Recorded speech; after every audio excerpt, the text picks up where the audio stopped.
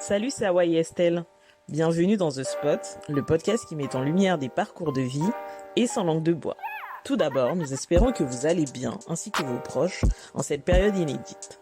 Nous avons plus que jamais besoin d'inspiration et de motivation, raison pour laquelle nous avons décidé de sortir ce 3e épisode. Selon une étude menée par l'association France FinTech, Arkea et le cabinet Roland Berger, les femmes ne représentent que 9% des fondateurs dans le domaine de la FinTech. Notre invitée du jour, Diana Brondel, en fait partie. Fondatrice de Khalis, une néobanque pour adolescents, elle nous raconte son parcours de la Société Générale à la création de sa start-up, son engagement pour le Sénégal, son pays d'origine et son vécu en tant que rare femme dans le domaine. Bonne écoute. Bienvenue dans The Spot. Merci d'être là, d'avoir accepté notre invitation. Est-ce que tu peux te présenter déjà avant qu'on commence, avant qu'on se lance dans les questions? Ça marche. Alors déjà, merci de m'accueillir. Tout le plaisir est pour moi. Je m'appelle Diana Brondel, j'ai 37 ans. Je suis à la tête d'une start-up, une FinTech, qui travaille sur l'éducation financière des adolescents. Tu veux y aller, j'y vais, c'est comme tu veux. Ok. Donc du coup, moi, la première chose qui m'a interpellée, c'est de voir que tu étais une femme noire et à la tête d'une FinTech, puisque donc je travaille au sein de l'incubateur Willa et on a lancé un programme sur la FinTech. Donc il y a très peu de femmes, il y a 9%, je crois, de fondatrices. Tout à fait. Donc voilà, enfin, je me suis dit, mais what the fuck, comment elle a fait, comment elle est arrivée là. Donc voilà, on aimerait bien en savoir plus sur ton parcours et comment t'as été amenée en fait à te retrouver dans la FinTech. Ça marche. Alors effectivement, du coup, le fait que je sois dans la FinTech est assez lié à mon background personnel. Moi, j'ai passé 10 ans au sein de la Société Générale.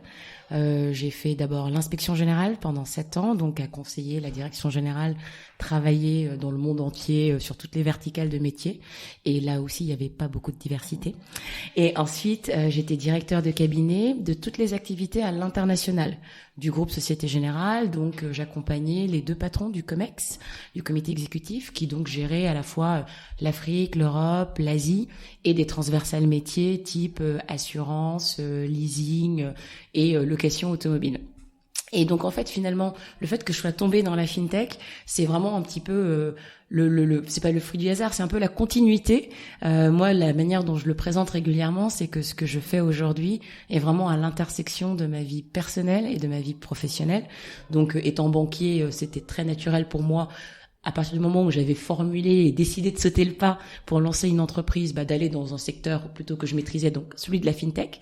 Et ce projet-là, ce projet Xalis, me tenait particulièrement à cœur parce que je suis aussi maman, j'ai 2 garçons.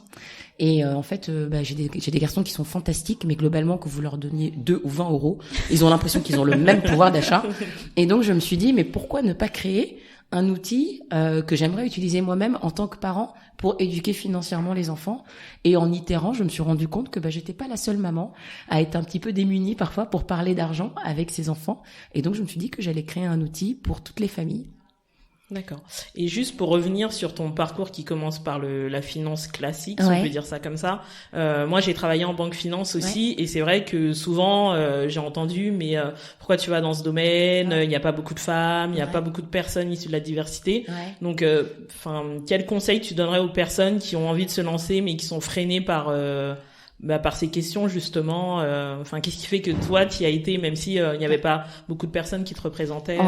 Alors déjà, moi j'y suis allée parce que c'est vraiment une question de caractère. Du coup, il faut que je recule un petit peu plus en arrière pour vous parler de moi. Donc moi, je suis franco-sénégalaise, mais je suis née en Allemagne. Je suis née en RFA, donc il y avait encore le mur lorsque je suis née. Moi, j'habitais en Allemagne lorsque le mur est tombé.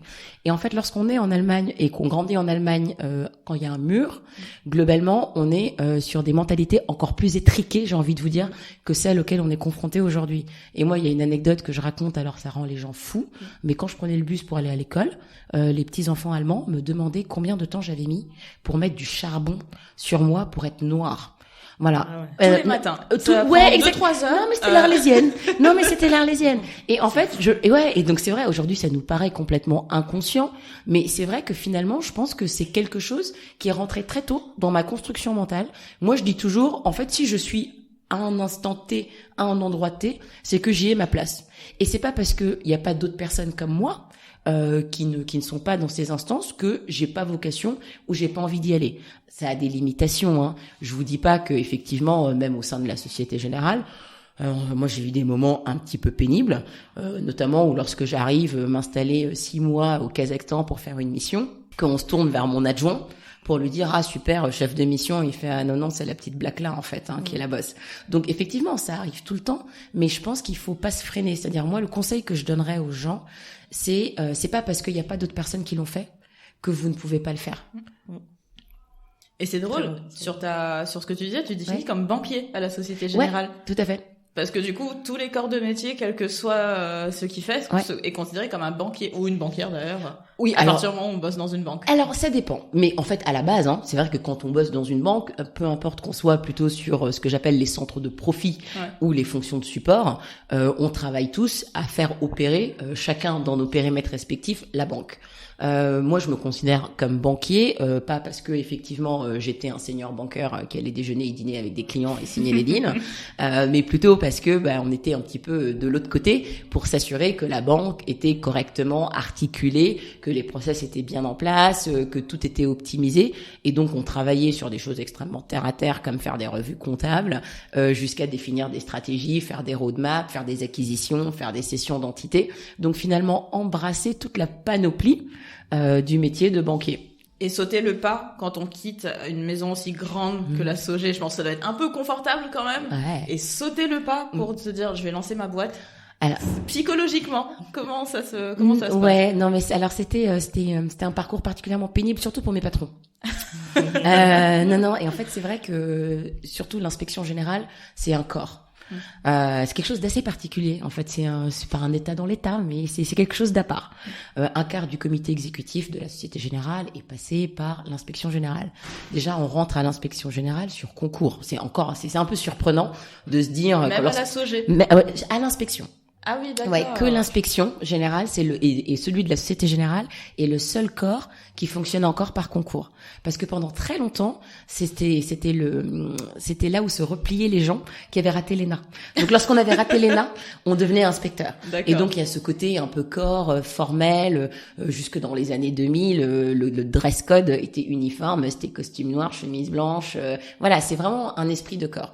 Et en fait, quand on rentre à l'inspection générale, on est plutôt amené à rester au sein de la Société Générale parce qu'on part du principe que on vous prend, on vous groom, on vous forme, on investit, on nous prend à la sortie de l'école, on nous expose, on nous donne vraiment une vue à 360 de la banque pour ensuite nous réinjecter dans les métiers pour qu'on puisse être amené à monter au fur et à mesure. Donc c'est vrai que quand on a fait l'inspection et ensuite lorsqu'on est directeur de cabinet de 2 anciens inspecteurs qui sont au COMEX et qu'on arrive et qu'on leur dit en fait je vais partir, la première réaction c'est de se dire elle va pas bien. Non vraiment. On va voir la médecine du travail. Oui, non mais c'était bon Diana, c'est pas la grande forme. Et non, et en fait alors moi ce qui s'est passé après, je pense qu'il faut tous qu'on ait des déclencheurs.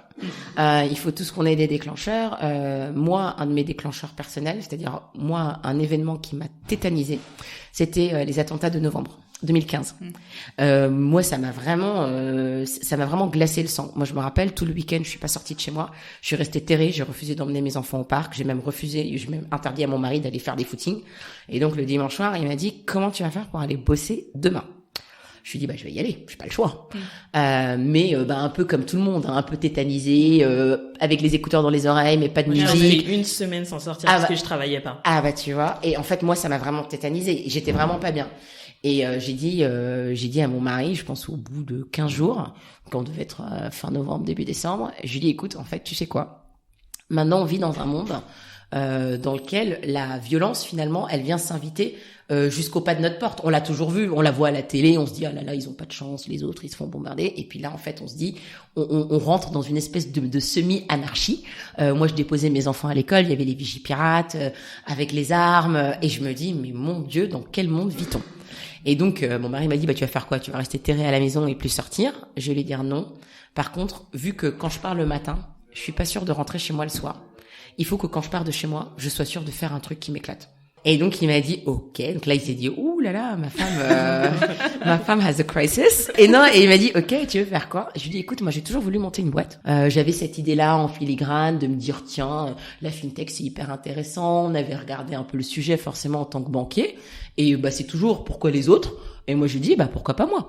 Pourquoi pas moi? Et donc, je suis venue voir mes responsables et je leur ai dit, écoutez, là, ça fait 10 ans. J'ai fait le tour de la banque. J'ai envie de faire autre chose. Et puis là, je reboucle avec toi. C'est que quand ils m'ont dit, mais attends, Diana, tu as une carrière toute tracée à la Société Générale, tu te rends pas compte, t'es sur une rampe de lancement, quoi. T'as 34 ans. C'est le début. Ouais, tu pars maintenant. Exactement. T'es dans un comité de direction, tu peux faire ce que tu veux demain. Et là, je lui ai dit, en fait, tu sais que lorsqu'on se lève et qu'on travaille tous les jours dans une organisation, il faut aussi que ce soit une organisation à laquelle on s'identifie. Et moi, j'étais mais personnellement en train un peu de diverger par rapport à la culture et aux valeurs d'entreprise. Moi, je dis toujours que plus on en parle, moins on le fait. Donc, plus on parle de diversité, d'inclusion, de tech for good, c'est que moins c'est ancré en soi. Ouais. Et c'est vrai que moi, effectivement, et c'est un constat, et c'est encore vrai aujourd'hui, lorsqu'on regarde les organes de direction de top niveau de ces banques-là et de tous les grands établissements, plus on monte, plus la diversité se réduit comme peau de chagrin. Et donc, je me suis dit, écoute, de toute façon, moi, j'ai démontré que je savais travailler, je retrouverai un job. Après, j'ai lu plein de livres sur comment planter sa start-up. Donc, j'ai dit, j'ai 95% de chances de me planter, mais au moins, ce sera mon échec, je vais y aller. Et puis, si ça marche pas, je l'aurai fait, j'aurai pas de regrets. Et puis, je pourrai reprendre un boulot. Et donc, j'ai pris mon courage à deux mains et j'y suis allée. Est-ce que, du coup, ils t'ont suivi dans ta start-up? Tu vois, est-ce que c'est de rester des mentors pour toi? Non. T'as coupé court? Non, alors j'ai coupé court. Non, mais c'est-à-dire que pour eux, déjà c'était incongru, de quitter un boulot. Une banque, c'est extrêmement confortable, et donc de se dire, mais tiens, comment peut-elle sortir, retourner dans la jungle? Et on a eu des discussions parfois un peu lunaires, en mode, mais comment tu vas faire? Je sais pas, je vais me lever, je vais monter la boîte, je vais la développer, j'ai trouvé de l'argent, j'ai trouvé des clients. Donc c'est vrai que pour eux, c'était trop loin. Et donc quand je suis partie, c'était vraiment pas dans une optique de me dire, de garder un peu ce que j'appelais un fil de vie. C'était aussi important de le faire en toute autonomie. Par contre, oui, ce sont des gens avec qui j'ai gardé énormément de relations. J'ai déjeuné pas plus tard qu'aujourd'hui avec mon ancien patron. Donc voilà, ils suivent mon aventure avec beaucoup de fierté finalement de se dire tu vois, elle nous a claqué la porte au nez pour aller faire ça, mais en fait finalement on l'a jamais vue aussi épanouie, aussi heureuse que depuis qu'elle fait ça. Donc super. Et donc tu décides à lancer ta start-up. Ouais. Et du coup, quelles ont été tes premières actions? Est-ce que tu as été accompagnée? Est-ce que tu avais un ou une associée? Ouais. Alors non, déjà une des spécificités, et donc je pense que je suis encore plus une extraterrestre par rapport aux 9% dont tu parlais, c'est que non seulement j'ai fondé ma start-up, mais je l'ai fondée seule. Bravo. Ouais. C'est impressionnant. Travailler là, c'est pas évident quand on est seul. Exactement. Non, mais moi je l'ai fondée seule et on aura la discussion sûrement plus tard. Moi, il m'est arrivé de voir des investisseurs qui m'ont dit ce serait bien que tu trouves un mec et puis ce serait bien s'il était blanc, quoi. Et je lui dis non. En fait, texto. Non, oui, bien sûr. Non, mais des trucs hyper cash comme mais tiens, il est pas mal ton business plan, mais tu l'as fait toute seule? Je dis oui, je sais pas en fait, je sais faire ce genre de choses. Donc comment tu fais? Alors peut-être juste pour revenir sur le sujet, je ne me suis pas associée parce que je voulais pas m'associer. Je ne me suis pas associée parce qu'au moment où j'étais prête à démarrer mon aventure entrepreneuriale, il y avait aucune des personnes de mon environnement avec lesquelles j'aurais aimé faire ce bout de chemin qui était dans le même temps de vie que moi. Donc j'ai pas cherché, mais voilà, moi j'ai 2-3 amis qui font des choses superbes aujourd'hui, avec lesquels j'aurais adoré travailler, mais qui à l'époque étaient en poste, attendaient des bébés, étaient pas dans la même dynamique de vie. Donc moi je me suis dit ok, je vais partir et je vais monter la boîte. La première chose que j'ai fait, il faut que je l'avoue, je pense que je suis restée 3 semaines sans rien faire.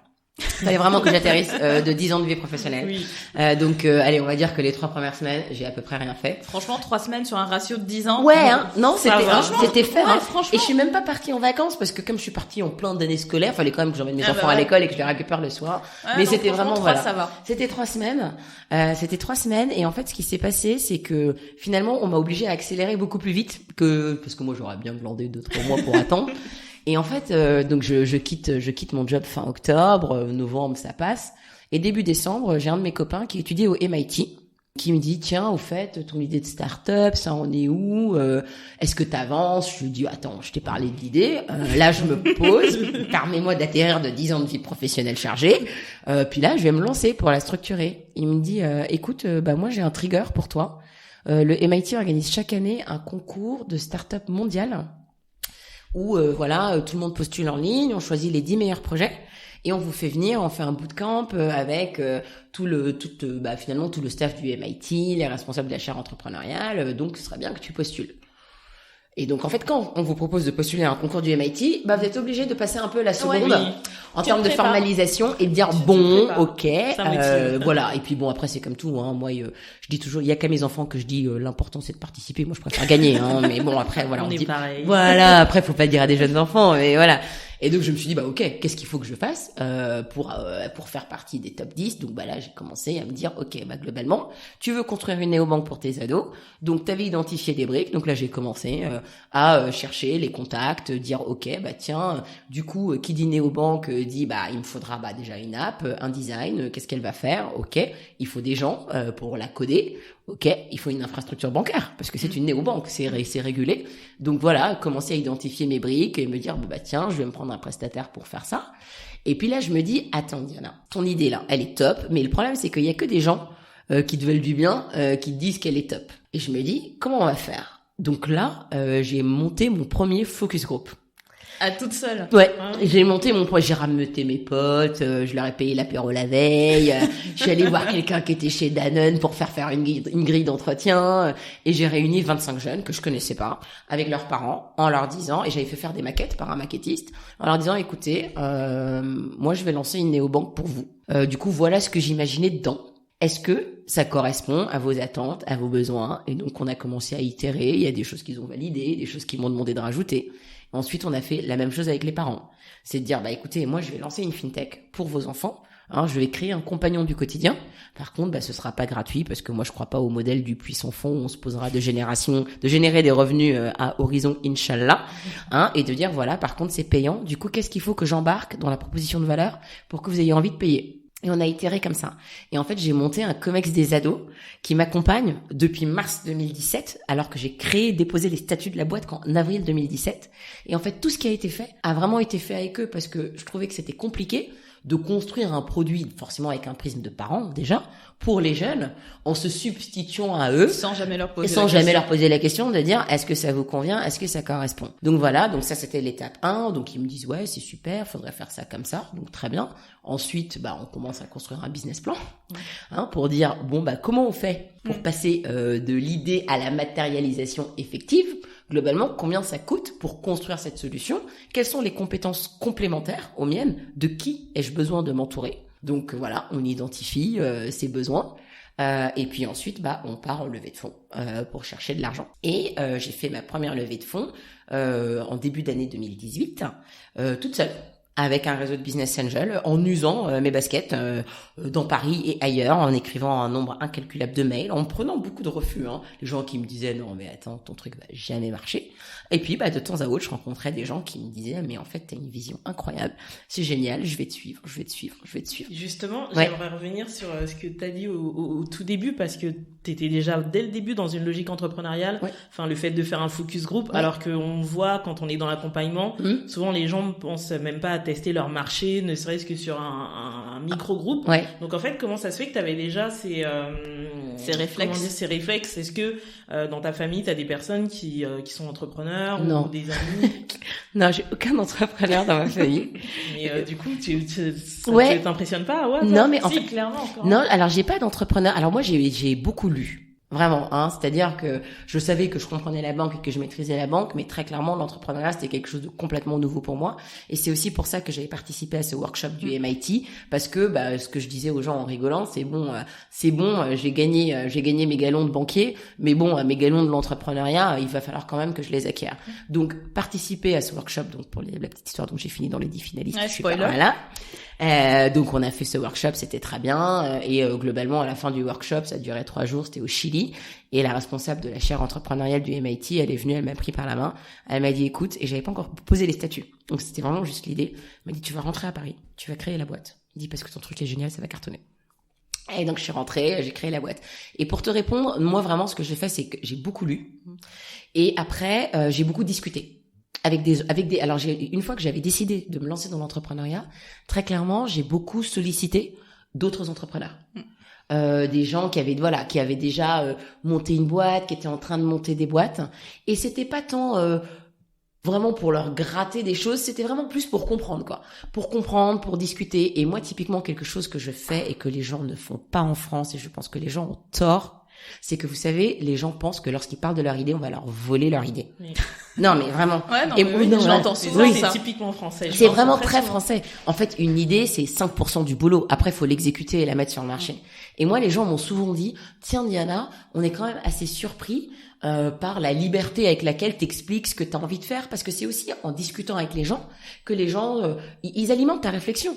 Tu vois, ils t'ouvrent d'autres pistes, ils te font des intros. En fait, les gens, quand on leur demande rien, finalement, c'est là où ils sont dans la démarche la plus positive pour aider. Ça. Donc moi, un conseil que je donnerais à quelqu'un qui a envie d'entreprendre et qui sait pas forcément par quel bout le prendre, c'est de regarder dans ses réseaux s'il y a des gens qui sont entrepreneurs, si des amis d'amis sont entrepreneurs, et juste d'aller prendre un café, juste de caler un déjeuner. Parce que finalement, si vous êtes passionné, que vous comprenez quand même ce que vous faites, parce qu'après ça a aussi de la valeur, de pas faire des plans sur la comète et d'entreprendre dans un domaine qu'on maîtrise, ça je pense que ça aide.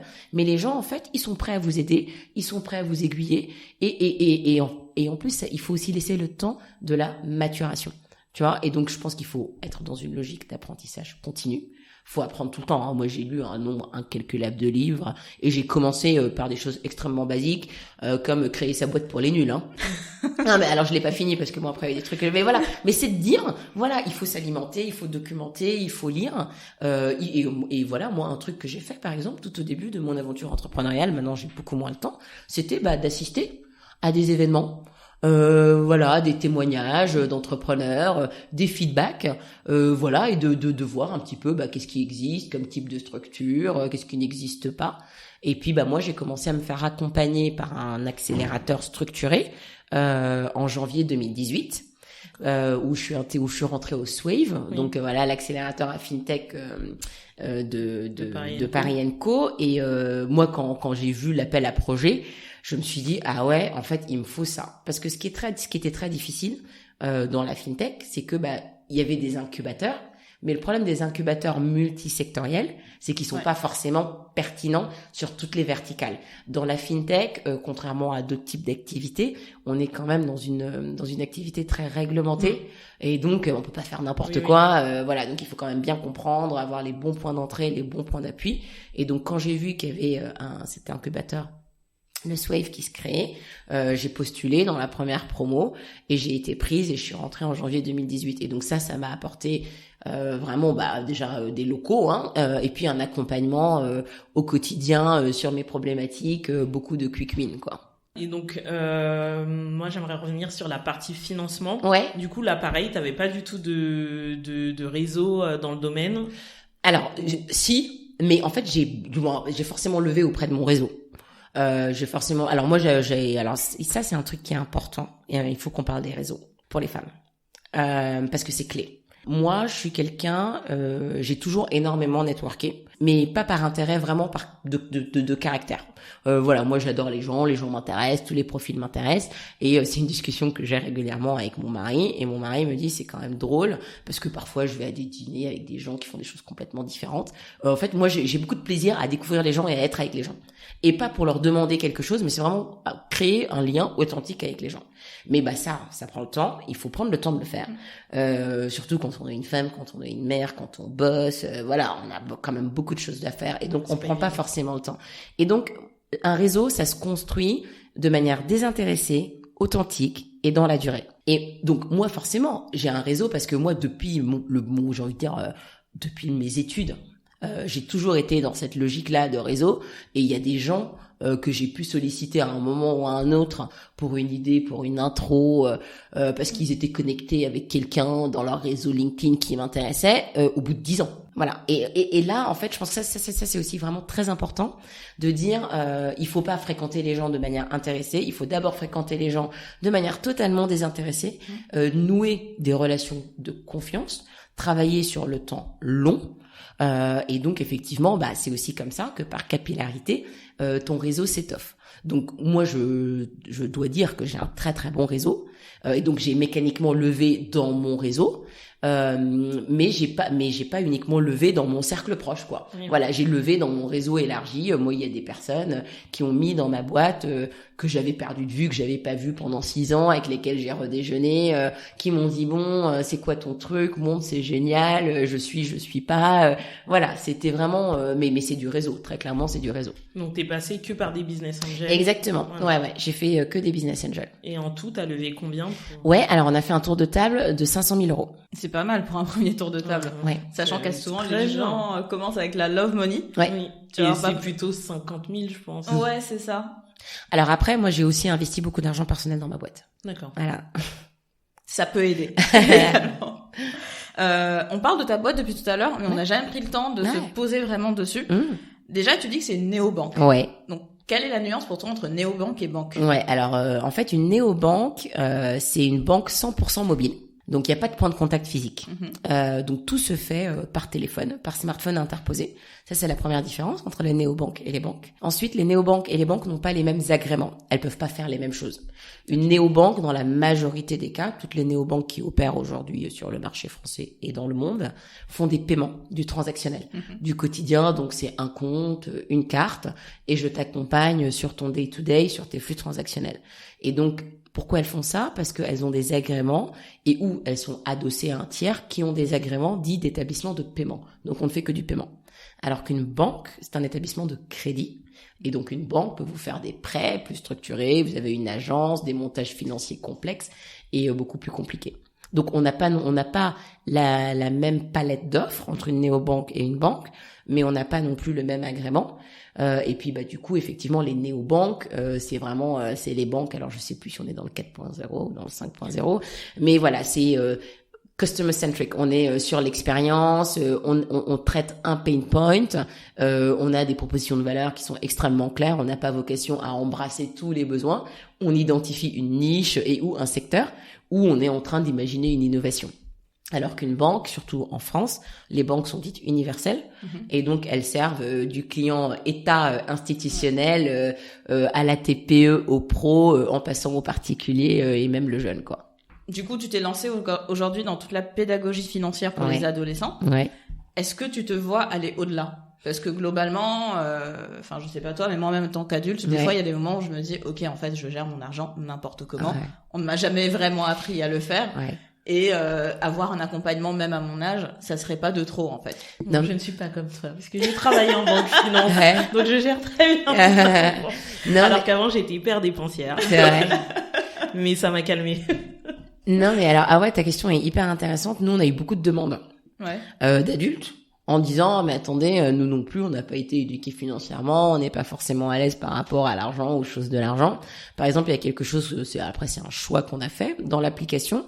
Aujourd'hui, toute la partie contenu pédagogique d'éducation financière n'est disponible que pour les enfants, pas pour les parents.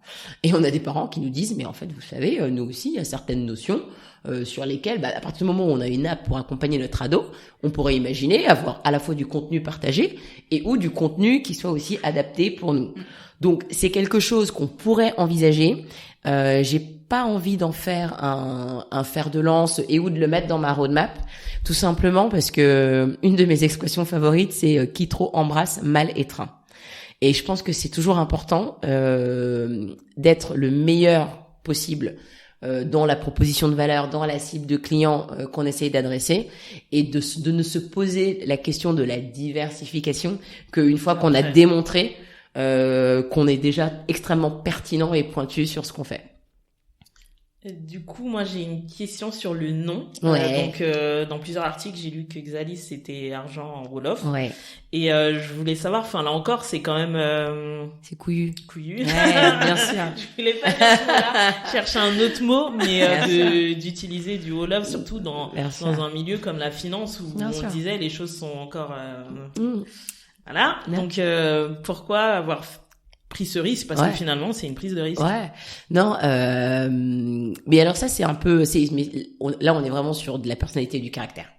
Voilà. C'est, moi, j'ai, globalement, c'est pas que je pars du principe que il y a des gens qui ont des noms de boîtes qui sont complètement incongrus. Et en fait, lorsqu'on choisit un nom de boîte, c'est soit on prend un nom de boîte qui est hyper parlant, c'est-à-dire qui nomme le produit, soit on prend un nom de boîte qui veut dire quelque chose et qui embarque des valeurs. C'est-à-dire que à partir du moment, c'est vrai, où on fonde sa boîte et qu'on est donc à la tête de sa propre boîte, finalement, pendant très longtemps, ma boîte et moi, et encore aujourd'hui, on est fongibles. Hein, je suis la meilleure incarnation de ma boîte. Je dis souvent que Xalis, c'est mon 3e enfant. Hein, donc on est dans une logique complètement fusionnelle. Pourquoi avoir appelé la boîte Xalis? Tout simplement parce que quand je cherchais un nom pour déposer la boîte, déposer les statuts, on a fait des petits brainstorms, on a réfléchi à droite à gauche, on a listé un certain nombre de noms. Et puis, en fait, à un soir, j'étais chez moi et je me suis dit, mais pourquoi est-ce que, tout simplement, on n'appellerait pas les choses par leur nom? Parce que, et puis moi, je suis franco-sénégalaise. Moi, je suis hyper fière d'être franco-sénégalaise. Et donc, je trouvais que c'était aussi une manière de valoriser l'identité et le côté, africain de ce projet, mais de par la personne qui le porte. Non, mais bien sûr. Non. Et alors, et pour te faire délirer, moi, je suis même allée un cran plus loin. La moitié de mon équipe est à Dakar. Ah ouais. La moitié de toute la tech a été développée à Dakar. Et en fait, c'était aussi un parti pris, qui au début n'a pas forcément enthousiasmé mes business angels qui se sont dit, oulala. Mais c'est un pari qu'on a réussi. Parce que moi, je leur ai dit, écoutez, de toute façon, à partir du moment où on est obligé, en tant que moi, solo founder, d'aller chercher une équipe tech pour développer le produit, entre prendre des développeurs à Paris ou prendre des développeurs à Dakar, de toute façon, le développeur, je suis pas sur son épaule, je vais pas faire le code à sa place. Par contre, j'ai juste besoin de quelqu'un qui va travailler avec implication, avec détermination et qui va être passionné par le projet. Donc, ce que j'ai fait, c'est j'ai vu 5 agences de dev à Paris. J'ai fait un cahier des charges, le même pour tout le monde. J'ai fait signer des NDA à tout le monde. J'ai vu 5 agences de dev à Paris. Elles m'ont fait des devis, des propositions.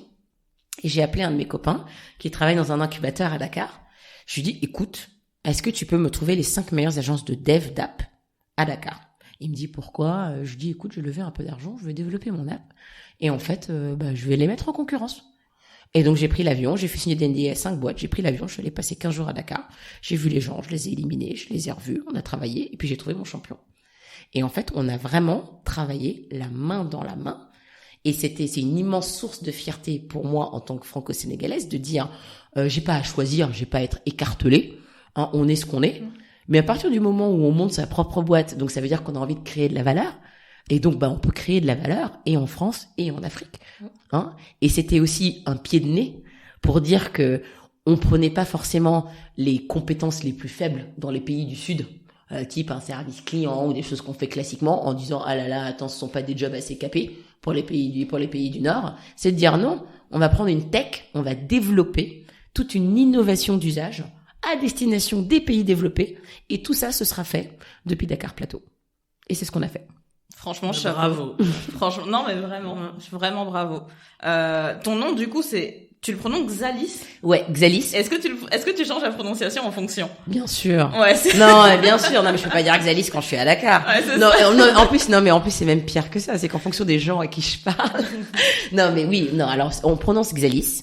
Parce que bon, alors déjà, comme dit Estelle, le nom, c'est quand même déjà, c'est un pavé dans la mare. Hein, moi, j'ai des gens qui m'ont dit, parfois, en me disant, mais Xalis, c'est le nom définitif ou c'est le nom de la société? Je lui dis, mais tu vas le lancer sous Xalis? Je lui dis, mais ça n'existe que sous Xalis. À ce stade, démontrez-moi qu'il faut changer le nom, et que les gens ne l'achètent pas parce que ça s'appelle Xalis. Et en fait, lorsqu'on demande aux ados, les ados adorent. Ils savent pas ce que ça veut dire. Ouais. Mais Xalis, il y a un X, ça fait tech. Ouais. Ça fait tech. Et ensuite, quand ils creusent, ça fait X-Man. Exactement. Ouais, le X, ça fait techno, quoi. Ça fait techno. Eux, globalement, ce qu'ils veulent, c'est avoir un produit qui répond à leurs besoins. C'est Xalis, c'est techno. C'est très singulier. C'est très particulier. Mais l'avantage que ça a, c'est que, ça marque. Et puis, en plus, surtout, ça a du sens. Ça veut dire quelque chose. Je me suis retrouvée à accompagner, des clients de ma boîte à Vivatech. Ouais. Et j'étais en mode, on va aller voir Khalis. Ouais. Et c'était en mode, t'es sûr que ça se dit comme ça? Vous allez pas me corriger, là. Ouais, c'est clair. C'est clair. Non, c'est clair. Et je suis pas sûre qu'on l'ait précisé, mais du coup, Xalis ou Khalis, ça veut dire argent en Wolof. Exactement. Ça veut dire argent en Wolof. Et du coup, ça va, comme tu dis, vraiment directement sur le sujet de ta boîte. Straight to the point. Non, mais c'est vraiment ça. De toute façon, c'est une question d'argent. C'est une question d'argent. Et puis, en plus, il y a vraiment autre chose qui est aussi important, c'est le rapport à l'argent. Moi, je dis souvent, mais après, c'est une position personnelle, en Afrique, et dans les pays développés, en France en l'occurrence, on n'a pas le même rapport à l'argent. Ah, c'est sûr. Moi, ce qui me frappe toujours, c'est en Afrique, notamment au Sénégal, finalement, celui qui a de l'argent se retrouve au centre d'un système. C'est l'argent de la communauté. Exactement, l'argent circule. Voilà, c'est l'argent en fait n'est pas une fin en soi, mais c'est un moyen. L'argent est un vecteur, et lorsqu'on a de l'argent, ça donne aussi des responsabilités. Alors qu'en Europe, quand on a de l'argent, alors déjà, on a ce problème de conception de société judéo-chrétienne où on dit l'argent est un tabou, faut pas en parler, faut pas dire qu'on a de l'argent. Et puis surtout, moi je trouve qu'en Europe, l'argent isole. Ouais, très clairement. L'argent isole. Quand on a de l'argent, on s'isole, on se cache, on fait des choses très premium, on se mélange plus. Alors qu'en Afrique, quand on a de l'argent, autant vous dire que on devient le barycentre. Voilà. Et en fait, je trouvais que c'était un rapport extrêmement intéressant de dire, bah, effectivement, dans des sociétés où souvent on se dit, oh là là, ils ont pas beaucoup d'argent, ils ont moins d'argent. Mais en fait, je trouve que finalement, l'argent a davantage de valeur en Afrique qu'il ne l'a en Europe. Parce qu'il sert, en fait, Parce qu'il sert la communauté. Parce que l'argent est un vecteur. Exactement, de lien social. Exactement. Bah, juste un exemple. Mon frère s'est marié il y a pas longtemps. Ouais. Bah, très clairement, j'ai donné de l'argent à sa femme. Et cet argent-là va me revenir plus tard quand moi j'aurai un mariage, un baptême, ou quoi que ce soit. Non, bien sûr. L'argent circule dans les familles. L'argent n'est pas une fin en soi. Exactement. L'argent n'est vraiment juste qu'un moyen. Et ça, pour moi, c'est quelque chose de très important aussi. Et ça fait aussi partie des valeurs que j'avais envie d'inculquer tant à mes enfants et quelque chose que j'avais envie d'offrir aux enfants. C'est de dire, moi, je dis souvent, avec Xalis, on n'est pas en train de créer une génération de traders qui veulent s'enrichir et devenir riches, des picsous. Je lui dis, moi, je ne sais pas dire si demain, les enfants qui sont passés par Xalis, ils seront riches, ou ils seront de la classe moyenne, ou en fait, il va leur arriver des accidents de la vie, ils n'auront pas d'argent. Par contre, moi, le pari que je fais, c'est qu'un enfant qui a utilisé un Xalis, il aura appris à gérer les sommes qu'il a, aussi petites soient-elles. Et donc demain, s'il a des grandes sommes, il pourra mieux les gérer. S'il a des sommes limitées, il aura commencé à apprendre à mettre de l'argent de côté, à développer le goût de l'effort, à s'inscrire dans la durée et de dire ah ouais, en fait finalement peut-être que les petits ruisseaux, ça peut commencer à faire des fleuves et des rivières. Concernant l'équipe de développeurs à Dakar, est-ce qu'il y a des femmes ou pas ? Alors, on vient seulement de recruter notre première femme. C'est très bien. Voilà, on a c'était celebration quoi. Non, et c'est vrai que pour le coup, moi c'est une question, c'est pas un reproche parce que, mais c'est une question qu'on me pose souvent, et c'est de dire il y a combien de femmes chez Xalis ? Et je dis il y a que moi. C'est vrai, hein. Et je travaille, du moins, j'ai recruté aussi quelqu'un à Paris, une deuxième jeune femme, mais parce que en fait on est quand même dans un milieu, qu'on le veuille ou non, qui reste encore très largement masculin. Hein. Donc, bien sûr, il faut viser vers de la parité, de la mixité et tout.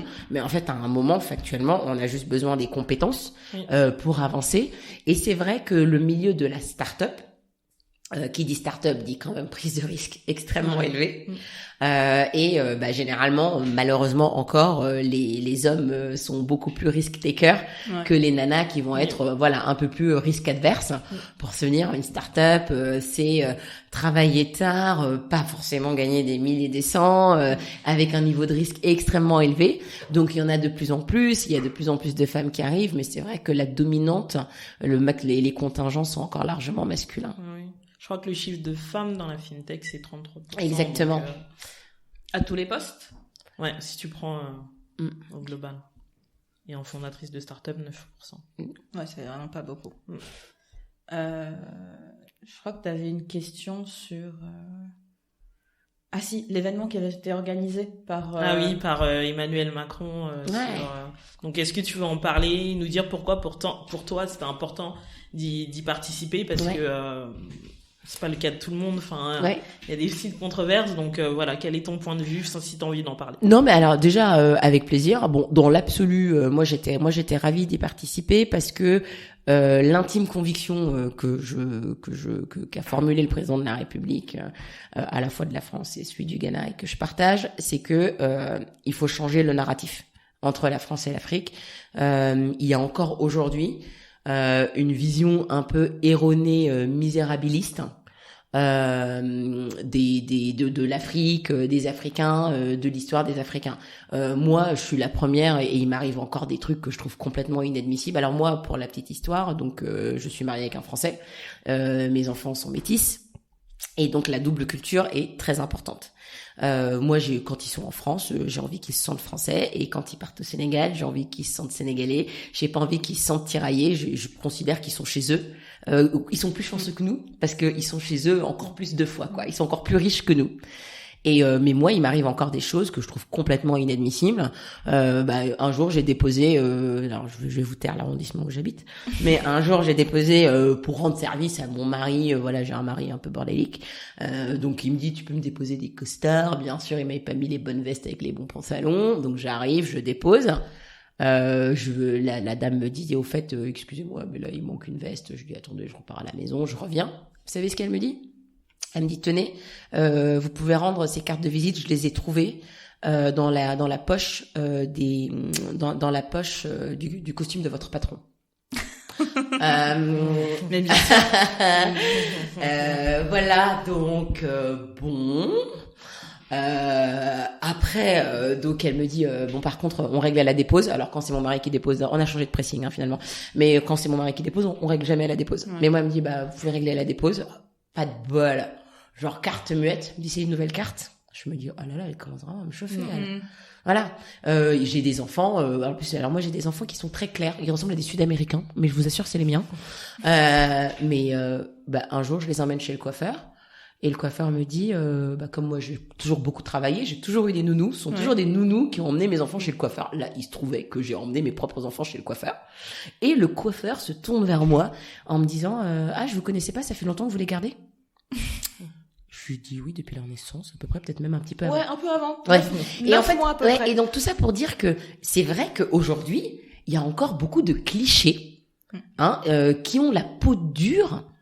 Sur les Africains, la place des Africains. Alors c'est vrai qu'il y a aussi ce sujet lié à la médiatisation, mais je pense qu'il y a vraiment un certain nombre de choses qui sont assez ancrées.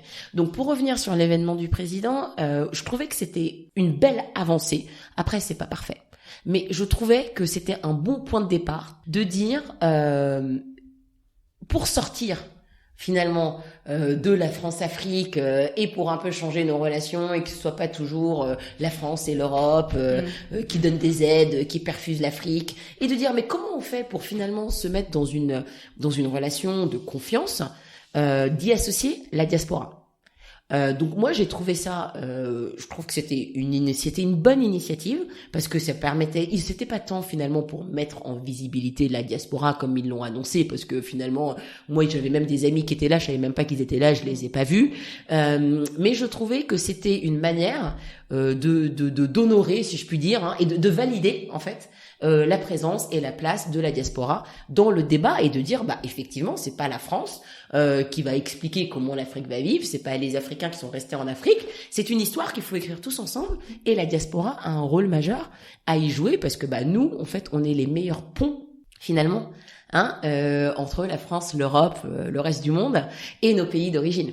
D'accord. Et du coup, en parlant de ponts, il y a une question qui me vient en tête. Ouais. Est-ce que t'as aussi choisi le nom Xalis parce que tu ambitionnes d'aller sur le continent africain plus tard ou... J'ai pas choisi le nom parce que j'avais envie d'aller en Afrique. Par contre, très clairement, à un moment ou à un autre, je vais me poser la question d'aller en Afrique. Aujourd'hui, c'est beaucoup trop tôt. Et en plus, le truc, c'est que la problématique va être différente en Afrique. En Afrique, typiquement, le sujet de l'éducation financière, comme on disait en début, là déjà en France, les mineurs c'est une chose, les majeurs c'est pas toujours ça. Alors que en fait en Afrique c'est autre chose. Vous savez, moi il y a un truc que les gens disent souvent et qui me hérisse. C'est le truc à la mode. L'Afrique a leapfrogué. Et je dis ok, donc ils ont donc ils ont leapfrogué. Ils ont fait quoi? Ils m'ont fait ils ont sauté l'étape de la banque, de la carte pour payer par mobile. C'est super.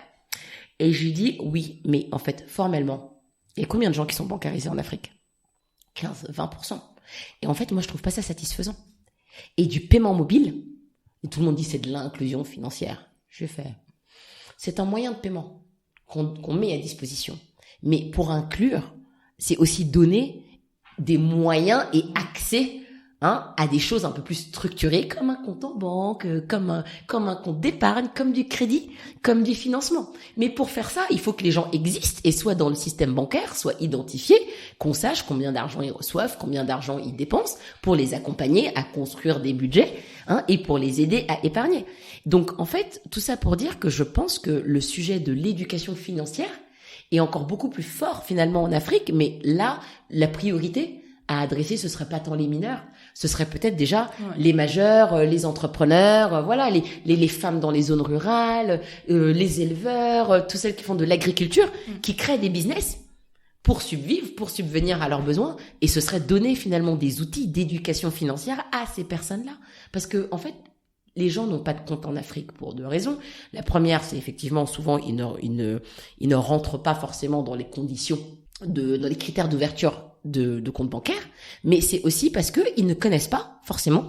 On a encore beaucoup de tontines jusqu'à présent. Ouais, voilà, on a des tontines, on a des moyens de contournement, on a des tontines, mais en fait, peut-être que si demain on avait accès à un compte bancaire, qu'on savait qu'on pouvait avoir un crédit pour financer son activité. Et quand je dis crédit, il y a un autre truc qui m'énerve, c'est on dit souvent, non mais attends, en Afrique, il y a plein de microfinancements. Excusez-moi, on va pas très loin avec. Non, mais et puis surtout des taux à 20-25%, ça s'appelle de l'usure. Ça s'appelle pas du financement. Et attends, qu'est-ce que j'allais dire? Et t'as aussi tout ce côté de méfiance envers la banque en fait. C'est-à-dire que le système bancaire que moi je connais que le Sénégal, du coup, n'est absolument pas pareil que celui en France. Enfin, je veux dire, aujourd'hui, tu as besoin d'avoir un contact avec ton conseiller, tu lui fais un mail, il te répond dans la journée. Je veux retirer de l'argent à ma banque à Dakar, je viens m'asseoir à 8h du matin, je sais pas à quelle heure je sors de la banque en fait. Donc en fait, lorsque tu as besoin de tes fonds, tu peux pas te permettre de gâcher une journée en faisant la queue. Bien sûr. Pour avoir... Donc le système bancaire globalement n'est pas adapté. N'est pas adapté à toute la population. Oui, exactement. Ouais. Non, mais ça c'est clair mais d'ailleurs, et c'est pour ça que je pense qu'il va y avoir des belles histoires qui vont s'écrire. Donc typiquement, si on reste sur le Sénégal, moi ce que j'ai trouvé très intéressant, mais même sur le Sénégal et sur toute la zone UEMOA, c'est que donc Orange, typiquement le groupe Orange qui est très fort en Orange Money, aujourd'hui ils ont demandé une licence bancaire pour faire une incartade dans le monde bancaire. Donc ça peut aussi être un moyen finalement de mieux servir ces populations-là qui ont besoin de produits type bancaire, encore une fois, parce que une fois qu'on s'est envoyé de l'argent en Orange Money, qu'on a payé ses factures, on n'a pas d'endroit pour mettre de l'argent de côté, pour faire fructifier ses avoirs, pour obtenir des lignes de financement, pour développer son business.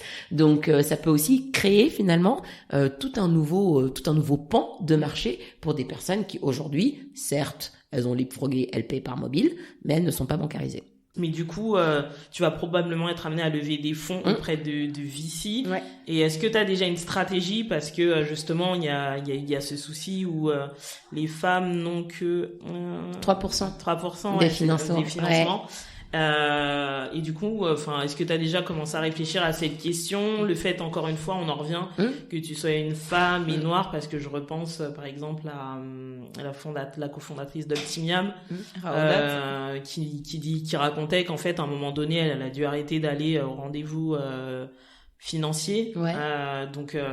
Est-ce que tu as déjà réfléchi à tout ça et comment Ouais, alors non mais très clairement, déjà en plus moi c'est un process dans lequel je suis déjà, donc j'ai déjà commencé, je suis en train de préparer mon prochain tour de table. J'ai pas décidé, du moins je n'accepterai pas ni de me trahir ni de me travestir pour lever de l'argent. Le problème que ça pose, c'est que si on accepte de se trahir ou de se travestir ou de s'édulcorer pour que les gens vous donnent de l'argent, ça veut dire que les gens ne vous donnent pas de l'argent parce qu'ils croient profondément en vous et en votre capacité à délivrer ce que vous allez faire. Et donc ça veut dire qu'en fait déjà vous n'êtes pas dans un rapport très très sain. Moi je dis souvent qu'il y a argent et argent. L'argent venant de quelqu'un qui vous veut du bien, qui est bienveillant et qui croit en vous, parce que ce sont des boîtes techno, mais à la fin de la journée, ce sont des questions d'hommes et de femmes. Il faut que ce soit des gens qui sont intimement convaincus que vous avez la capacité, que vous avez ce qu'il faut. Vous avez la niaque, la résilience, la patience, que vous pouvez supporter les chocs émotionnels et vous faire des roller coasters en 24 heures. Et donc c'est vraiment un pari sur des personnes. C'est d'abord sur un pari sur la capacité de personnes à faire. Donc oui, moi j'ai pas décidé. Donc moi globalement, je me suis pas associée pour aller lever des fonds. Ce qui s'est passé entre la première et la deuxième levée de fonds, c'est que par contre maintenant j'ai une équipe tip top. Donc je bosse avec des Top Gun. Alors il se trouve que c'est que des hommes, mais ils ont beaucoup de qualités que j'ai pas. Voilà, beaucoup plus d'empathie que moi. C'est assez original. Hein, et moi je suis vraiment plutôt la fonceuse, le bulldozer. J'y vais, j'en découpe, je fight. Et puis eux ils sont un peu là, vous savez. Excusez-la. Ouais, hein, c'est les Japonais, c'est un peu mes samouraïs quoi. En mode mais non Diana, n'envoie pas ce mail maintenant. Attends 2 heures. Donc non. Donc je pense que c'est hyper important de vraiment de ne pas se travestir. Alors après, factuellement, les femmes lèvent moins d'argent que les hommes. Les femmes noires lèvent encore moins d'argent que les femmes blanches. Mais moi j'ai une théorie à ce sujet et d'ailleurs je l'ai balancé à un patron un patron de participation d'un grand groupe. Et je dis en fait, il y a plusieurs sujets. C'est que moi je pense que vous les hommes, vous financez moins les femmes. Tout simplement parce que déjà, un homme, ça met beaucoup de testostérone dans ce que ça fait. Hein, donc ça vous présente des business plans, mais comme ça, quoi, pente forte. La capacité qu'ils les tiennent sont vraiment assez faibles, assez limitées. Hein, elles n'embarquent pas de choc. Mais le pire, c'est qu'ils le savent, parce que moi, j'avais participé à un événement, et il y a un VC qui le disait. On sait que les hommes, ils en font des tonnes, bien sûr. Et qu'ils vont pas atteindre les chiffres. Bien sûr. À contrario, on des sait femmes, que les femmes, bien sûr. si elles nous disent qu'elles vont atteindre telle somme, elles vont le faire, elles vont même aller au-delà. Bien sûr. Mais nous, on préfère qu'on nous fasse rêver. Et il a conclu comme ça. Oui, et en fait, et moi j'irais même plus loin pour abonder dans ton sens, Estelle, c'est ils veulent des gens qui les font rêver, mais ils veulent des gens en fait, ils se projettent mieux dans des gens qui leur ressemblent. Ah oui. Et en fait, c'est ce que j'ai dit. Moi, c'est ce que j'ai dit, c'est que en fait, c'est beaucoup plus facile pour toi quand une version plus jeune de toi, fougueuse, vient te pitcher son plan sur la comète pour que tu aies envie de dire ah là là, ouais, j'ai envie d'y aller. Alors que quand c'est une nana, bon, en termes de mécanisme d'identification, c'est un peu plus stretch et un peu plus long. Et après, se pose la question donc de la part des femmes VC et ou de la part des femmes investisseurs. C'est très clairement aujourd'hui, il y en a pas assez. Et comme elles restent quand même en minorité dans les comités, malheureusement, il y a quand même le comportement un peu moutonnier où on s'auto-censure parce qu'on n'a pas envie d'être la femme qui back la femme.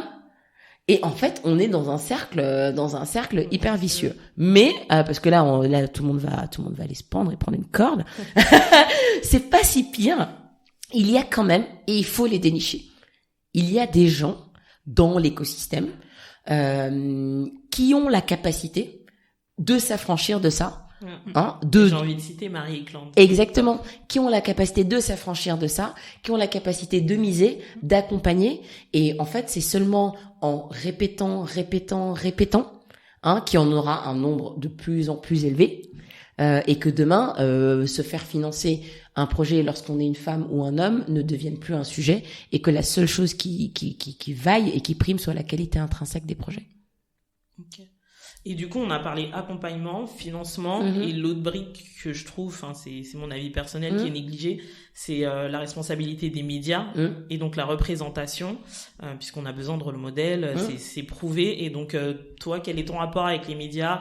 Est-ce que t'as l'impression qu'ils te sollicitent autant que d'autres ou est-ce que finalement aussi, parce qu'il y a certaines femmes qui disent que le fait d'être une femme, c'est devenu un atout pour elles, qu'elles ont beaucoup plus d'articles. Donc, quel est ton ressenti à ce niveau? Ouais, alors moi j'ai des très bonnes relations avec les médias et effectivement moi je pense que c'est plutôt un atout aujourd'hui d'être une femme dans la fintech et ou dans la tech ou dans le milieu de l'entrepreneuriat de manière générale. Parce que c'est vrai que comme ça reste encore très genré et encore largement dominé par des modèles et des stories masculines, quand on a une femme qui s'attaque finalement à ces sujets qui sont des précarés masculins, on a envie d'aller gratter la surface pour dire en fait est-ce qu'elle est vraiment complètement barrée ou est-ce qu'elle a un petit peu de profondeur, est-ce qu'elle est un peu articulée. Moi une anecdote, mais quand je suis rentrée au Swave, donc dans mon accélérateur, j'étais dans la première promo. 20 startups, j'étais la seule fondatrice. Et c'est vrai que j'ai eu, je pense, beaucoup plus de presse que mes homologues qui pouvaient être à des stades beaucoup plus avancés. pour 2 raisons. Le premier, c'est que dans la fintech, tout n'est pas forcément compréhensible. Donc ceux qui font des choses très très tech, très deep tech, c'est beaucoup plus difficile d'en faire un traitement grand public quand on travaille sur l'éducation financière des enfants. Bon, en termes de mécanismes de compréhension et d'identification, c'est plus facile. Donc ça, c'est clair qu'en termes de vertical sujet, ça m'a aidé. Première raison. Et puis je fais partie des rares banques, des rares fintech en B2C. La grande majorité sont en B2B. Et le deuxième, c'est très clairement d'être une femme, donc un peu un ovni dans ce paysage-là. Donc je pense qu'aujourd'hui, être une femme dans ce secteur-là, c'est un atout. Après, il y a un sujet plus vaste de représentation des minorités, notamment des diasporas. Dans les médias et ça c'est un constat c'est un constat partagé, validé, repartagé et donc c'est vrai qu'effectivement on ne met pas suffisamment en avant, en exergue, en lumière des femmes issues de toutes les diasporas d'ailleurs, pas uniquement africaines, et ou qui réussissent, qui sont en train d'inventer des modèles, qui sont en train de traiter des sujets. Et je pense que ça, c'est un point qui est crucial et qui est très important parce que ce qui boucle un petit peu tout le sujet qu'on a depuis tout à l'heure, c'est de dire il n'y a pas beaucoup de femmes dans la tech, les femmes n'ont pas beaucoup de financement, mais en fait c'est parce qu'il y a aussi un sujet de pipeline, il y a un problème, c'est qu'il n'y a pas beaucoup de jeunes femmes qui embrassent des carrières plutôt de type ingénieur, banque, justement dans tous ces métiers qui sont encore largement dominés par les hommes. Et un des éléments d'explication pour moi, c'est parce que les jeunes filles ne voient pas suffisamment d'exemples de femmes qui vont défricher ces sujets-là et qui vont dans ces métiers-là. Et donc, il faut aussi montrer et mettre en lumière des femmes qui font des métiers encore d'hommes pour aussi leur dire que finalement, tout est possible. Tout est possible et globalement, elles sont capables de tout faire. Tu as participé à la journée de la femme digitale à Dakar, il y a pas très longtemps. Ouais, tout à fait. Qu'est-ce que t'en as ressorti de l'événement? Ouais, alors moi j'ai trouvé que l'initiative de Delphine de dire effectivement en fait j'ai ma journée, ma 7e ou 8e édition de la journée de la femme digitale en France, c'est un événement qui commence à être bien établi, bien reconnu. Je pourrais commencer aussi à finalement regarder et mettre en lumière des profils d'entrepreneuriat dans d'autres géographies. C'est très très bien. Le fait qu'elle ait choisi le Sénégal, moi en étant sénégalaise, bien sûr, je dis what else. ça me paraissait important. Moi j'ai été contente en fait à la fois d'avoir été sollicitée et d'y être allée pour y participer parce que je pense que le Sénégal est un exemple très dynamique. Du moins, je suis forcément avec la moitié de mon équipe qui est à Dakar aussi pas mal dans les écosystèmes tech sénégalais et je sens vraiment un vrai bouillonnement et un vrai foisonnement, c'est-à-dire on a compris que ça va pas régler tous les sujets, mais un des leviers qu'on pourra utiliser pour un petit peu aussi impulser, créer des nouvelles vocations, ça peut être cette bataille de la tech, cette bataille de la start-up, cette bataille des nouveaux usages. Et j'ai l'impression qu'effectivement, on a un écosystème qui commence à se structurer et qui se dit, mais attendez, on va pas laisser le Rwanda, typiquement en Afrique, qui est un peu l'exemple emblématique que tout le monde cite, être la start-up nation du continent. Voilà, il y a les Kenyans, les Sud-Africains, mais bon, eux, ils sont pas vraiment en Afrique, ils ont d'autres types de dynamiques. Et de dire, effectivement, le Sénégal, de par sa proximité géographique, la facilité du fuseau horaire, les vols, pourrait aussi devenir finalement un hub technologique extrêmement dynamique. Donc j'ai trouvé ça très pertinent et très smart de mettre finalement la journée de la femme là, parce que ça a permis non seulement de mettre en lumière finalement des femmes dans l'écosystème tech, donc à la fois des femmes comme moi qui ont un pied en Afrique, un pied en France, et ou des femmes qui ont des startups directement sur le continent africain. Et puis surtout, je trouve que ce qui est très important, au-delà d'entendre de manière descendante finalement des gens relater leur expérience, c'est ça permet quand même de networker, et puis ça permet aussi aux pouvoirs publics qui sont dans la salle de voir en fait finalement toutes les initiatives qui peuvent exister et de se dire effectivement il se passe quelque chose dans mon écosystème, il faut que je le travaille, il faut que ça phosphore et il faut que je démultiplie. Donc je pense que c'était très bien et j'ai revu Delphine Rémy Bouton après et je lui dis en fait c'était trop court. Elle me dit il veut toujours me dire que c'était trop court, ça veut dire que les gens en voulaient plus, mais voilà c'était très bien, c'était très bien et donc j'espère qu'elle continuera à faire des éditions en Afrique, au Sénégal ou ailleurs. Et il y a eu une grosse polémique, enfin moi je la considère grosse en tout cas, autour de Jumia. Ouais. Il y a quelques semaines d'ailleurs. Ouais. T'en as entendu parler Bien du coup. sûr. Globalement, pour ceux qui nous écoutent, Jumia c'est une start-up qui se définit comme africaine parce que son marché est africain, mais qui a des statuts déposés un peu partout dans le monde en fait, entre l'Allemagne, la France, les États-Unis, et qui est rentrée en bourse. Et donc a été mise en avant dans la presse comme la première start-up africaine à rentrer en bourse. Et du coup, il y a eu un gros levé de boucliers sur le continent en disant non mais attendez, en fait, vous n'avez absolument rien d'africain. Ouais, moi je suis en phase avec ça. Et donc c'est aussi ta vision. Non mais complètement. Non mais Rocket, du moins donc Jumia derrière c'est Rocket. Rocket est allemand. donc non, elle n'a d'africaine que son marché. Donc moi je ne valide pas la thèse selon laquelle Jumia est la première start-up africaine. Qui entre en bourse. Non, ce sont après des gens qui ont la tête très bien faite, qui ont vu un marché, qui sont des copycats qui scale et répliquent des modèles, qui ont vu que l'Afrique effectivement était un superbe terrain de jeu, que nous les Africains nous n'avons pas pas correctement adressé. Donc on s'est fait très clairement distancer sur ce sujet-là. Mais non, Jumia n'est pas une start-up africaine. Non. On est d'accord. Ouais.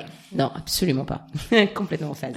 Moi, je suis assez impressionnée depuis le début de l'interview par ta force de caractère. Tu sais ce que tu veux, où tu veux aller. Donc, j'imagine en tout cas que les personnes qui vont écouter le podcast se diront mais comment ça se fait qu'elle a cette force de caractère, etc. Ouais. Donc, est-ce que, t'as des choses au quotidien qui t'inspirent, qui te donnent cette force Alors, il y a des choses qui au quotidien. Bon, moi très clairement, mes enfants sont mon barycentre. En fait, ce qui est génial lorsqu'on est parent, c'est que vous ayez été à l'Élysée l'après-midi et que vous soyez pris 3 tartes en vous demandant si vous aviez pas un associé blanc. Lorsque vous rentrez chez vous, vous êtes sur des problématiques très basiques de pourquoi tu m'as pas acheté de cordon bleu, nanana, je vous donne une Jago. Et en fait, je trouve ça très bien parce que ça permet de redescendre tout de suite sur terre et de se remettre sur ce qui est vraiment important et fondamental. Donc moi c'est clair que on dit souvent là si je fais trop de compliments à mon mari après il va prendre la grosse tête, mais on dit souvent que derrière chaque grand homme il y a une femme, mais je pense que lorsqu'une femme entreprend, pour qu'une femme réussisse, il faut aussi qu'elle ait un système de soutien qui soit extrêmement solide. Et donc très clairement, moi si j'avais pas un mari qui non seulement validait, m'accompagnait dans le sens où de dire c'est pas évident lorsqu'on est marié à une femme qui décide de quitter un job à une très bonne position pour lui dire écoute en fait tu sais quoi, je vais monter une start-up, en plus je vais investir mon épargne personnelle, donc globalement tu vois ce que ça veut dire, donc je vais gagner beaucoup moins d'argent, et puis par contre il est pas question par rapport au moment de vie dans lequel je suis que je m'occupe beaucoup plus des enfants parce que je vais avoir beaucoup moins de temps. Donc il faut que ce soit vraiment un projet collectif. Donc ça c'était vraiment très important, et j'en parle parce que effectivement moi j'arrive à être complètement à fond dans ce que je fais parce que je me sens totalement soutenue, et je me sens à la fois soutenue par mon mari, mais je me sens aussi soutenue même par mes enfants. Et mes enfants, pas plus tard que le week-end dernier, sont venus me voir en me disant maman, tu préfères une voiture ou 20 000 euros? Alors, j'ai pas compris. Je leur ai dit c'est bizarre, ils ont 5 et 8 ans là quand même, c'est chelou. Je lui dis je sais pas, peut-être 20 000 euros.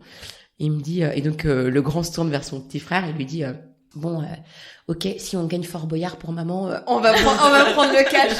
Et en fait, c'est génial. Et je leur ai dit, mais pourquoi? Ils m'ont dit, parce que tu cherches de l'argent pour Xalis. Donc nous aussi, on va t'aider et on va investir. C'est trop mignon. Non, et c'est canon. Et après, le petit a dit, et si on faisait Pékin Express en plus en tant que frère et tout? Et je me dis, et en fait, je me dis, c'est génial parce que c'est devenu finalement un projet collectif. Et moi, je vois la fierté qu'ils ont. Et effectivement, ils me voient beaucoup moins. Alors, parfois, ça tire un peu. Ils disent, maman, encore, tu sors encore l'ordinateur. On t'a presque pas vu aujourd'hui. Mais c'est de dire, ma maman, elle a créé la banque des enfants. Voilà. Moi, ma maman, elle a créé la banque des enfants. Et donc, c'est hyper cohérent. Ils ont une fierté, qui est très, très forte. Donc ça, c'est vraiment de dire, finalement, le système de soutien est le socle. Et alors là, moi, il est familial. Mais après, ça peut être une structure d'accompagnement hyper robuste. Ça peut être un associé qui est capable de vous lifter quand vous êtes en down. Ça peut être des salariés, une équipe, qui est là. Donc ça, c'est hyper important. Et puis moi, la deuxième chose qui est très importante, j'appelle ça la pollution. Et la pollution, la pollution, elle peut être à la fois amicale, elle peut être professionnelle, elle peut être familiale. Et une des principales raisons pour lesquelles les femmes ne vont pas au bout de leurs ambitions et de leurs envies, c'est elles se disent ah ouais je peux, et les gens vont lui dire ah mais non attends tu vas jamais y arriver, tu te rends compte tu vas te planter, comment tu vas faire, nanana. Voilà, hein, la pollution. Moi je sais que j'ai certains de mes amis qui quand je leur ai dit bon bah je quitte mon job pour monter une start-up, ils se sont dit ah là là mon pauvre mari de Diana dans quoi il s'engage, voilà. Et maintenant avec le recul ils sont là ah trop cool, je dis ouais super. Mais trop tard. Ouais. Non, et en fait ça c'est vraiment de dire pour entreprendre il faut vraiment d'abord dans sa bulle soi-même se forger son intime conviction. Parce que très clairement, pour un high five et un c'est super, on va se prendre 9 tartes. Et en fait, les 9 tartes, il faut être capable de les encaisser.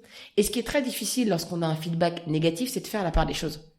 Entre le feedback négatif qui est constructif, donc qui va te faire avancer, et le feedback négatif qui est juste là de quelqu'un qui n'a pas compris, qui n'a pas vu, voilà. Et les gens ont le droit, en fait. Et les gens ont le droit, et c'est ok, en fait, de monter son projet, si tout le monde n'est pas d'accord avec soi, et de se donner le temps, les moyens, de démontrer, de construire. Et vraiment, ça, pour moi, j'appelle ça éliminer le bruit et la pollution. Et surtout faire la nuance entre son projet et soi-même. Exactement. Et c'est pas parce qu'on critique le projet Exactement. qu'on critique la personne. Bon, après, ça, c'est quand même...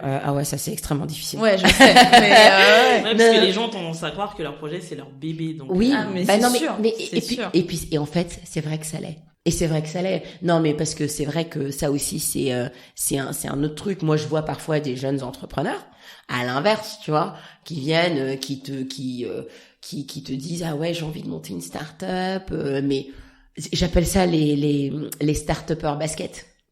Non mais on les connaît. Oui, non mais parce qu'il y a aussi un phénomène de mode autour de ça. Et moi typiquement un des trucs que je fais avec le Swave organise chaque année une semaine, du moins c'est un peu d'immersion pour des jeunes lycéens dans des startups.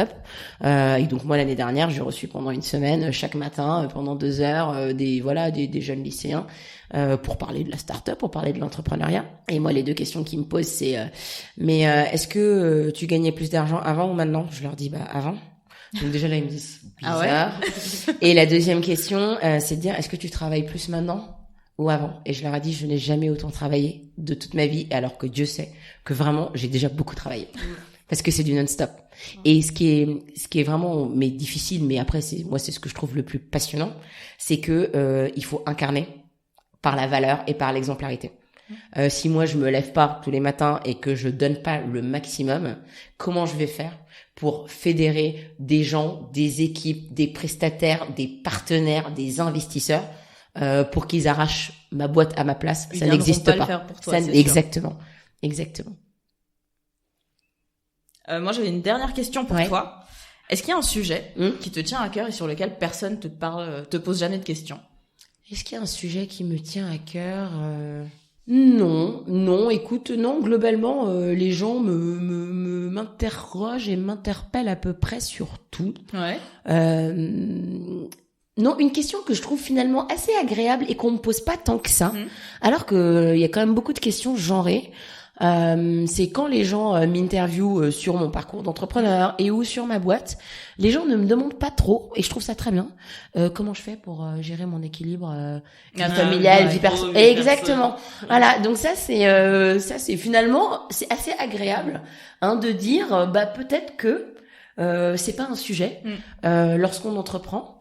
Et du coup, moi, je vais rebondir là-dessus pour aussi un peu faire le lien avec ce que tu dis, c'est que ce que tu me demandais sur la force de caractère. Alors déjà, moi, j'ai un caractère extrêmement trempé. Et ça, c'est ça c'est le Sénégal. Il y a pas de moi j'ai toujours été un profil extrêmement autonome. J'ai grandi avec ma maman, donc moi j'ai très tôt, je suis fille unique de ma mère, donc j'ai très tôt été très autonome. J'ai pris toutes mes décisions toute seule.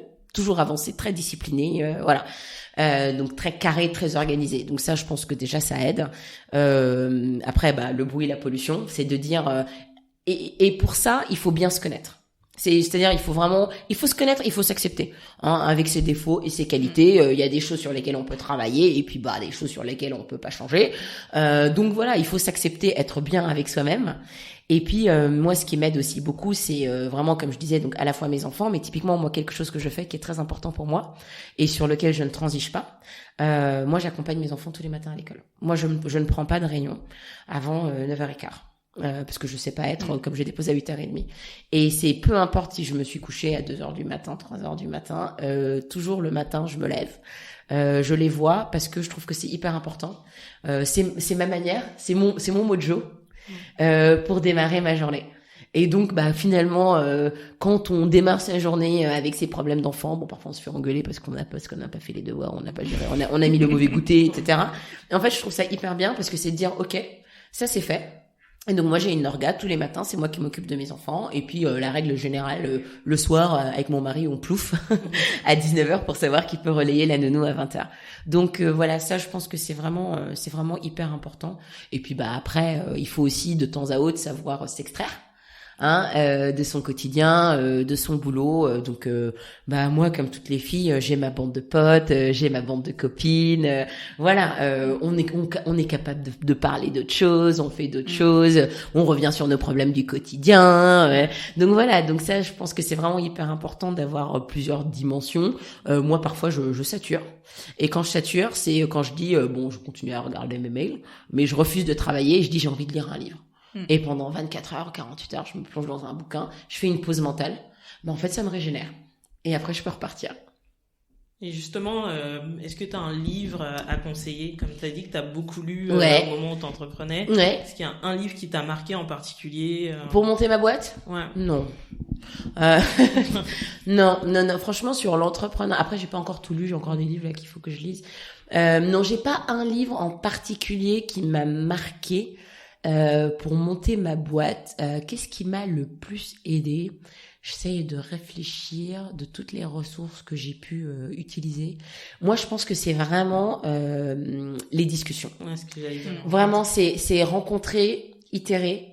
Moi, typiquement, une des plus belles histoires finalement de Xalis, c'est quelqu'un qui est devenu comme un de mes mentors et un investisseur. Je l'avais jamais rencontré avant de lui parler la première fois de Xalis. Et cette personne-là n'était pas dans mon réseau. Et c'est parce que j'avais croisé quelqu'un à un mariage. Je lui avais dit, tiens, tu fais quoi? Il dit, j'ai une fintech. Je dis, tiens, je réfléchis à quitter mon job pour en monter une. On a dîné 2 fois ensemble. Il m'a dit, tiens, il faut que je te présente un de mes amis qui est dans les paiements. On a petit déjeuner une fois, qui est parti au Maroc. Et qui a croisé un monsieur qui lui a dit tiens, vous qui êtes un partenaire dans un grand cabinet de conseil en strat qui gérait la practice bank, j'ai rencontré une jeune femme qui a une idée folle. Elle veut lancer une néobanque pour les ados. Par contre, moi je lui connais pas trop en marketing. Est-ce que vous accepteriez de la voir? Et c'est comme ça que j'ai déjeuné avec lui. Il est devenu investisseur, c'est devenu un de mes mentors.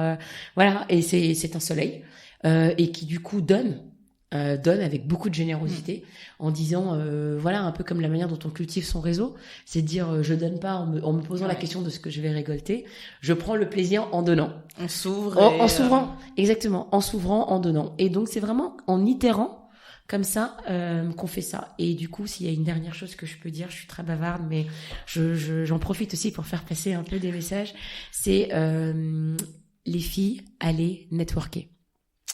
Aller networker parce que ni les idées, ni les réseaux, et vraiment même au-delà de l'entrepreneuriat, ni les rencontres, ni les boulots, ni les opportunités vont venir vous trouver sur votre desk, sur le palier de votre porte, sur votre canapé.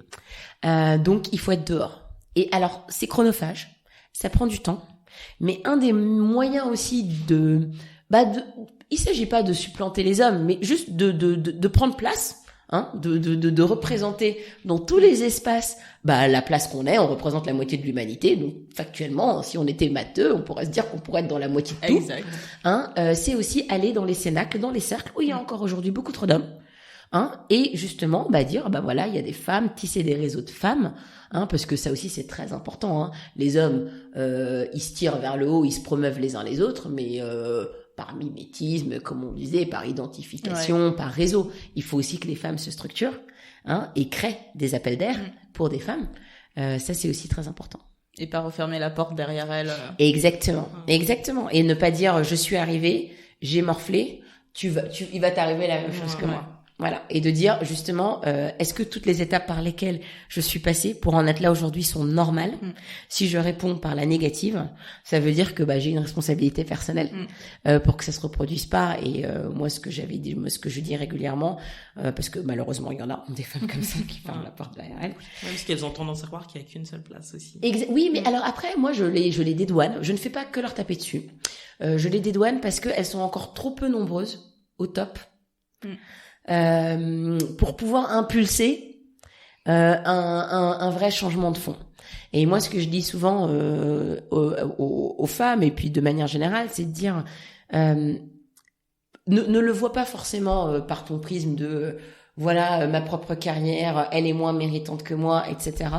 Pose-toi la question si t'as une fille, une nièce, si t'as envie qu'elle passe par les mêmes étapes que toi ou pas. Et si tu réponds par la négative, en fait, tu sais quoi, tu fais le petit pont à la personne qui est juste à côté de toi pour qu'elle monte, en te disant que quelqu'un d'autre va le faire pour quelqu'un dont tu es proche. Ouais, c'est une belle conclusion. Merci beaucoup, en tout cas. Merci à vous. Merci de nous avoir écoutés. Cet épisode a été réalisé par Jérémy Lezac. N'hésitez surtout pas à nous faire vos retours, et si vous avez aimé l'épisode, un 5 étoiles sur Apple Podcast ferait notre journée. Vous pouvez également nous retrouver sur Instagram et Twitter. À très bientôt, et surtout, restez chez vous.